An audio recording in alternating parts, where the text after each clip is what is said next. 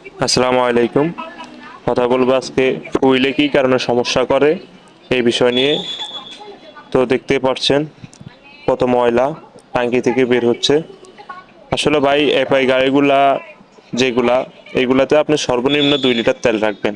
সর্বনিম্ন আপনার গাড়িতে 2 লিটার তেল রাখবেন, যাতে করে এই যে ভিতরে যে ময়লাগুলো আছে এইগুলা আপনার ফুয়েলের না আসে। তেল কম থাকার কারণে কিন্তু এই ফুয়েলে আপনার এই ট্যাঙ্কির নিচে যে ময়লাগুলো আছে এগুলো ফুয়েল টেনে তার ফিল্টারে নিয়ে আসে, যার কারণে ফুয়েল জাম হয়ে যায়। ফিল্টার জাম হয়ে যাওয়ার কারণে আপনার গাড়ি দেখবেন ফিকা ফুটে না, গাড়ি চালাইলে গাড়ি থুক্কা। অনেকে বলে ভাই কি কারণে গাড়ি থুক্কায়, এতে করে আপনার ইন্ডেক্টরও অনেক সময় সমস্যা করে। কারণ এই ময়লাগুলি আপনার ফুয়েল থেকে ইন্ডেক্টরে যায়, যার কারণে আপনার গাড়িতে সমস্যা করে।